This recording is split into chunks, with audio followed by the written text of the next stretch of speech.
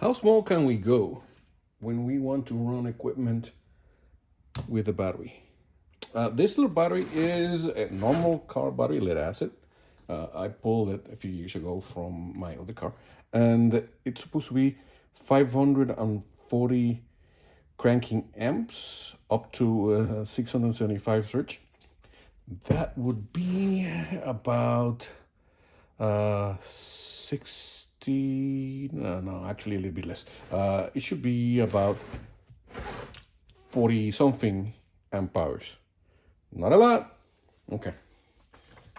So let's see how much we can actually draw out of this and what the behavior is going to be from the compressor when we try and pull that off. All right, so let's do a dangerous bad connection here. Do I have you? No, I don't have you. That's probably not a good idea what I'm doing right now.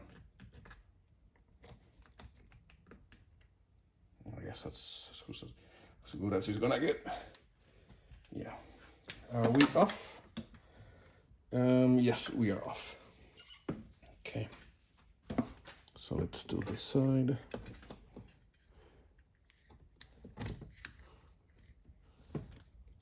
Come on. Get in there. The other side worked better. How come you don't want to get in there? Okay, I think we got a good contact there. I should really be doing this with battery terminals, but that's what we got. So we deal with what we have. Right now I don't have power. Should I like move this a little bit so we can actually look at the screen? Let's see if we can.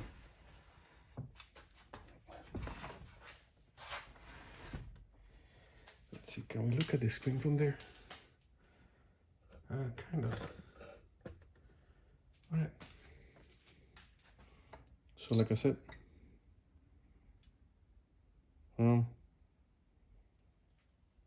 where's that power coming from? My switch is off. So the capacitors still have a little bit of power from the last use. Now it's not turning on. But that's the expected behavior. All right.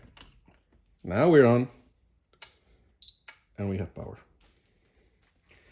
It says that we have, how much? 12.7 volts. Like I said, this battery is old. 12.5, it's okay. So I expect that to go down real quick as soon as we try to run the compressor. 0.3, it's still going down. All right, so what's gonna happen when I turn this compressor on? Oh, the compressor is full. So yeah, I'm gonna have to turn this off.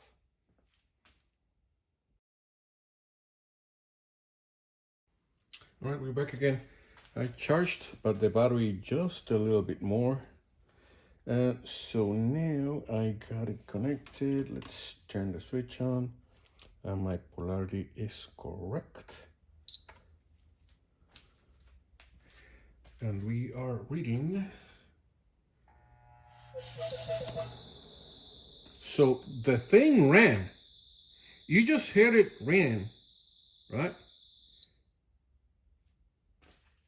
Or ran, sorry, for a couple seconds. And then it went beep. But it didn't go immediately beep. There was air there. So let's try it again. Less voltage now. We're at 12.2. But if I turn it on, yeah, I got some. What the heck? Why did that move by itself? I think the battery is kicking it out. Yeah. So the clamps moved by themselves. I don't know why. I got kind of a ghost here, But we got a couple pumps in there. So we got air in there. And if you compare against the last video, I don't know, this is not a great camera. My battery is almost 100% charged. As seen over there, that's great. Now let's plug the thing in with one hand, which is not awesome, but there we go. All right, so the system is ready. Give me a countdown. 3, 2, 1. What's gonna happen? Boop. Boom. This is quite small, as we can see. Once again, 540 cranking amps, which is not a lot. This is an old battery. This is from 2015. So this is a 8-year-old battery, and it barely holds any voltage. I'm gonna go ahead and chalk this one as inconclusive. So if you want me to test with that previous battery that I was using, go ahead and drop me a like or drop me a comment, and we'll see if we can justify me breaking my back and getting that thing, which is like 100 pounds, from where it is right now, and doing more testing. Thank you. Okay. We got the heating strip installed in our little 100 amp hour battery from Bait Lithium. Let's try it out.